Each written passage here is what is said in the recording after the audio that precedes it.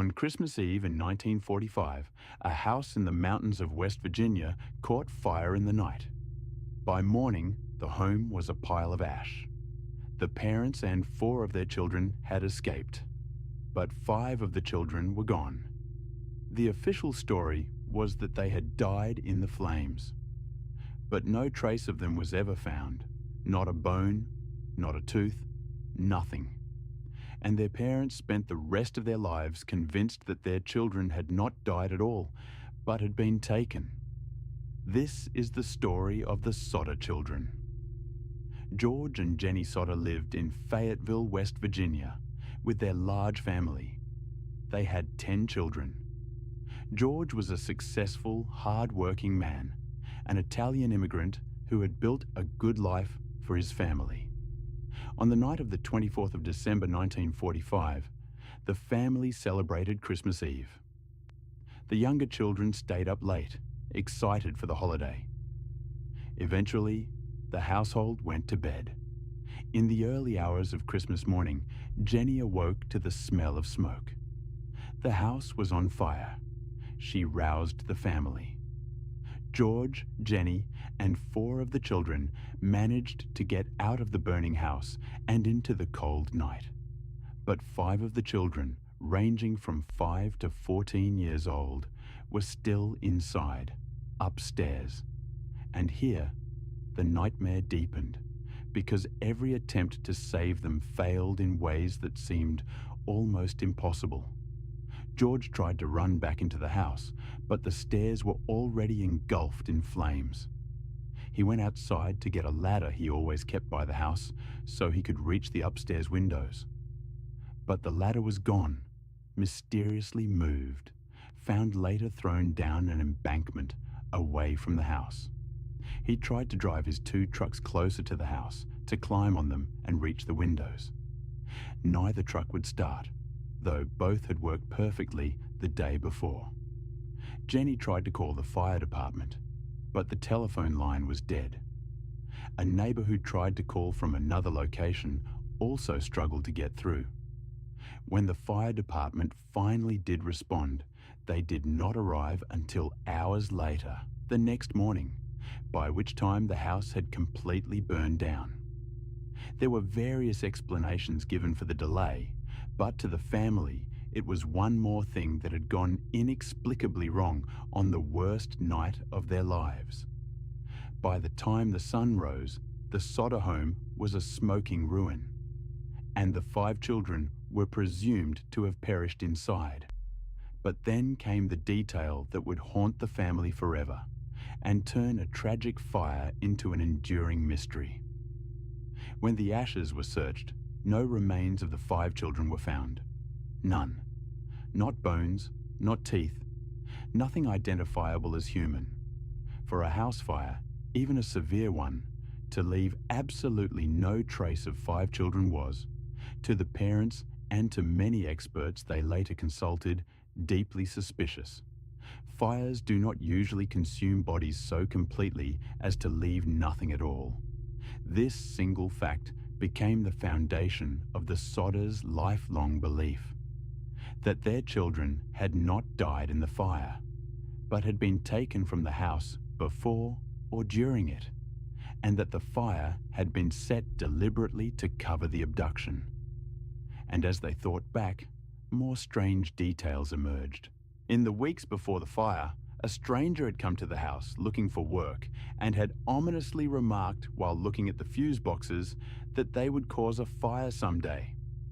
The family also recalled a man who had tried to sell them life insurance and had reacted angrily when George declined, reportedly warning that his house would go up in smoke and his children would be destroyed, in apparent connection to George's outspoken criticism of certain figures in the local Italian community.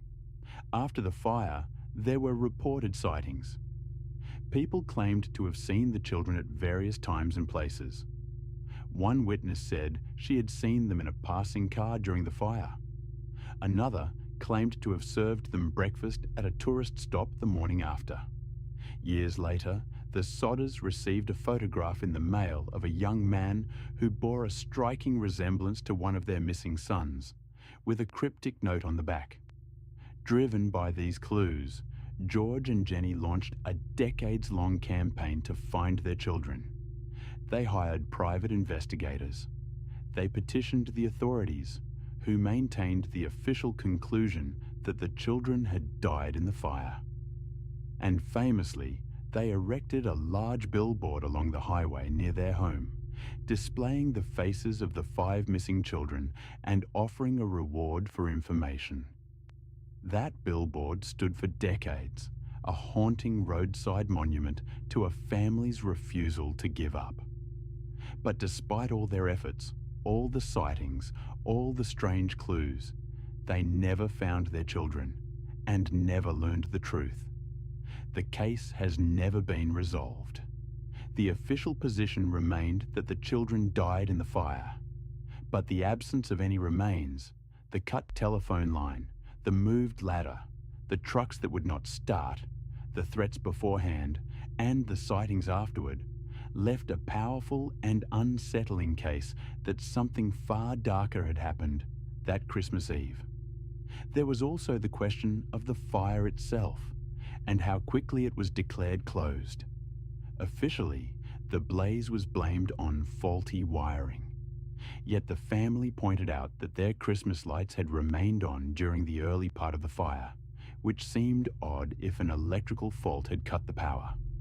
And the speed with which the case was ruled an accidental fire, with the children declared dead despite the absence of any remains, struck the Sodders as a rush to a conclusion that the evidence did not support.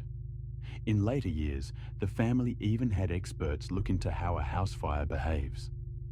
They were told that a fire of the kind that consumed their home, burning for the time it did, should not have been able to completely destroy the bodies of 5 children to the point of leaving nothing whatsoever.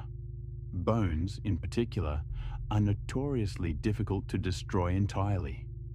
Human remains are almost always found after such fires. Their absence here was, the family believed, the single most damning fact of all, the thing that transformed a tragedy into a mystery that could not be laid to rest. And so they kept searching. They followed the sightings. They chased the photograph of the young man who looked like their son.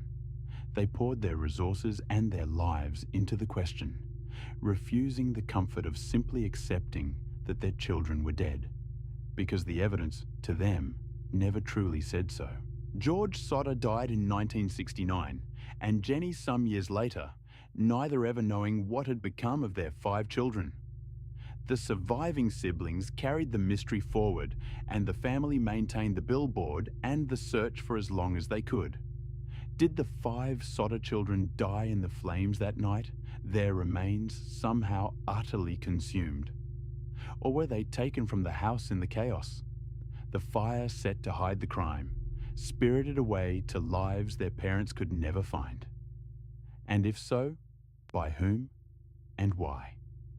More than 75 years later, the mountain mystery of West Virginia remains unanswered. We may never know.